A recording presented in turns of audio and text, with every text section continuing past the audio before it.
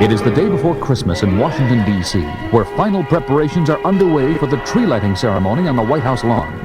We join newscaster Jimmy Olsen as he moves through the crowd outside the fence. Hi, everybody. What a day this is. There's an excitement in the air like you wouldn't believe.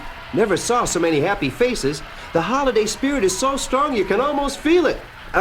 Excuse me, sir. I'm Jimmy Olsen, WGBS TV. Can I talk to you for a minute? Sure. How do you like Washington? Great. What do you think of that tree up there? Fantastic. I'm from Oregon, and I know something about trees, and I tell you that's got to be the biggest Christmas tree ever. Make a great show when the lights go on. Thank you, sir. And you, ma'am, what do you think of all this? Beautiful, just beautiful. I can hardly wait until tonight. It will be almost as beautiful as stars over my home state of Alabama. Thank you, ma'am. And you, sir, have you ever been to one of these? And while Jimmy Olsen continues his interviews, we switch to the WGBS studios in Metropolis, where Lois Lane and Clark Kent are watching a studio monitor. Isn't he doing a great job, Clark? And on his first big assignment. Sure is, and so is the cameraman, getting some great close-ups. Matter of fact, I thought I saw someone Oh, look, that young couple and their little daughter. Listen. And you say you're from Ohio? Right, first time in Washington. And it's all so wonderful. When are they going to turn on the lights, Daddy? Right after dark, Amy. And it'll be the biggest, brightest, most beautiful Christmas tree you ever saw. It'll light up the whole lawn. Will it light up the whole world, Daddy? Light up the whole world. Oh, Clark, isn't Light she up the adorable? whole world. Light up the whole world.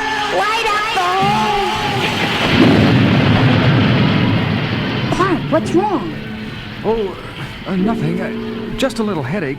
It'll go away. Think I'll just go out for a little air. Walk down by the river. But something was wrong, and the Man of Steel felt a deep uneasiness grip his whole being. That face I saw in the crowd during Jimmy's interviews and what the little girl said, light up the whole world. Somehow they go together like parts of a puzzle, but I can't seem to make them fit. If only I could remember. And as he walks along, racking his brain for answers that don't come, he sees the UN building ahead and decides to go in and listen to the debate in the Security Council in an overtime session.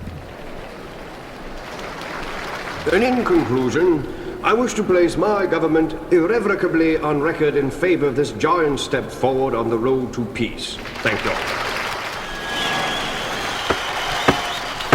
It is my great privilege and honor as chairman to announce that the Security Council of the United Nations has this day voted unanimously in favor of the resolution banning the use of all nuclear weapons. I wish to thank the delegates for their devotion to duty and their self-sacrifice in giving up so much of their holiday time so that this legislation could be completed. That is good news, and it's about time. Banning nuclear weapons is the best. Nuclear weapons! That's it! That face in the crowd. It was Thurston Kilgore, the great nuclear physicist. The last time I saw him was, a Senate committee hearing 8 years ago. Let me see if I understand you correctly, Dr. Kilgore. You say we now have nuclear superiority enough to deter... Not just superiority, Senator, and not just a deterrent. We have the capacity to destroy our enemies at one stroke, right now, today. You mean... I mean we should launch our nuclear missiles immediately. Without warning of any kind? Without warning, without delay, without mercy. Wipe them all out. You would destroy over 600 billion human beings, men, women, children, just like that? Just like that. It will be the greatest display of man-made firepower in the history of the universe. He's mad! America will be the master of the world for 1,000 years. That will be all, Dr. Kilgore. No one will dare oppose us. No one. Remove that man. We will remake every government in the world in our image. And those that oppose us. One of the most brilliant scientists of our time had obviously lost his mind and had to be confined in a mental institution, diagnosed a hopeless case. A hopeless case. Running loose on the streets of Washington. Great Krypton. I've got to get down there right now. This is a job for... Superman.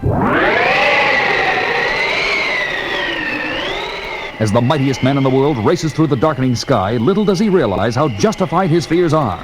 At that very moment in his secret laboratory not far from the White House, Thurston Kilgore is talking. Ah, you're awake, my young friend. Good. Soon you will have the privilege of being part of the greatest Christmas happening in 2,000 years. Oh, all right. I'll remove the gag. But it's no use trying to call for help. No one can hear you. Hold still a minute.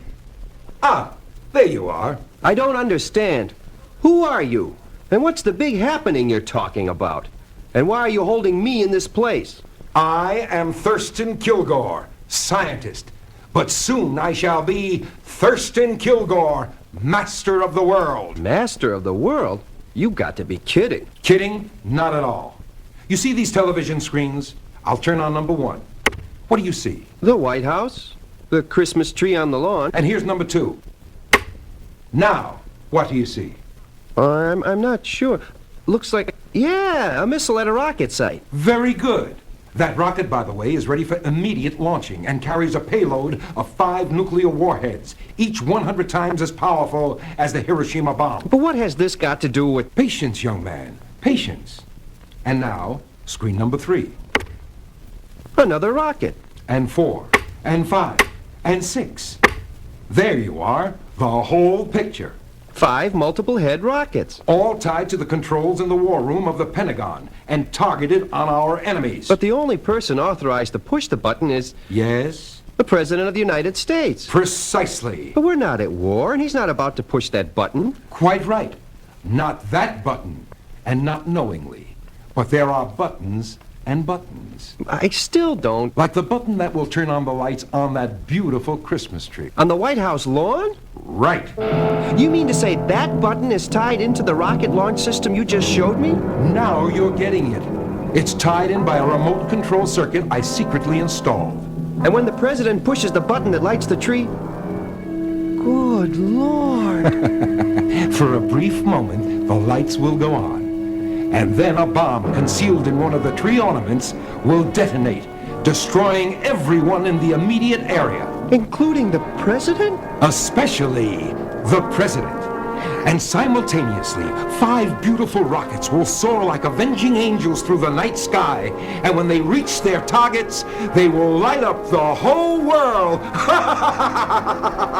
But what have I got to do with all this? Why hold me? Because you, my young friend, are the bait in a trap I have set to capture and eliminate once and for all the only man who could possibly interfere with my plan, Superman.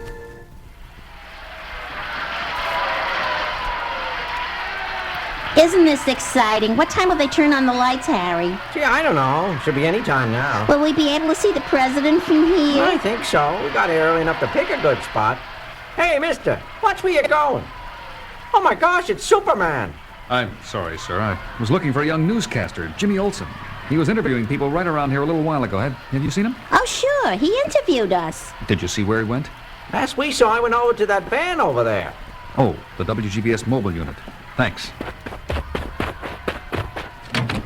Nobody here. What's this on the seat? A note addressed to me. If you want to see Jimmy Olsen alive, come to the top floor of the warehouse at the end of L Street. Signed TK. TK. Thurston Kilgore, so I was right. He was the one I saw on TV. And at that moment, a cheer goes up from the crowd. Hey, look, it's the President. I know there's something wrong here, something involving the President, but I don't know what it is, and I have to go save Jimmy. Well, this is the warehouse, but I don't... Come in, Superman. The door's open. Kilgore. Welcome, Superman. Where's... Oh, Jimmy, there you are. Are you all right? So far, but you've got to stop him, Superman. He's going to... Don't worry. I'll take care of him. You'll take care of nothing, Superman. You're through. Superman, what's wrong?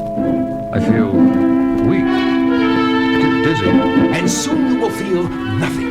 This machine duplicates the deadly rays of green kryptonite, the only substance that can destroy the mighty Superman. And so I leave you both In a few minutes, you, Superman, will be dead. And my crypto ray machine will self-destruct, wiping out all evidence of my connection with this place, including you, little Jimmy. If only I could get loose. Ta-ta, both of you. I'm off in my armored car to watch the president light up the world. And just today, the day before Christmas, the United Nations Security Council, in extraordinary session, voted unanimously to ban all nuclear weapons. On this glorious night before Christmas, therefore, there is more hope than ever that peace on earth and goodwill to all mankind can become a reality. Come on, get on with it. Get on with it. Light up the tree, Mr. President. And so, with great joy in my heart, I press the button that will light up this beautiful symbol of brotherhood and love. And just as his finger touches the button, the figure of the mightiest man on Earth swoops down out of the sky.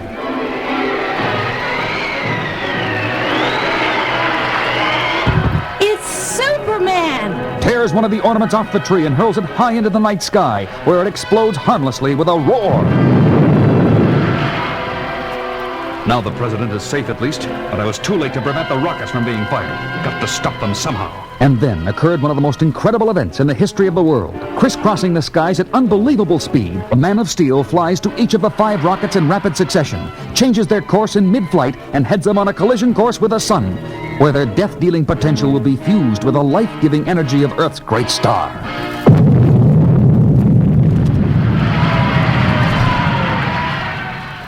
Later, back at the WGBS studios in Metropolis. What an incredible story, Jimmy. By sheer luck, my chair fell over as I struggled to break the ropes I was tied up with.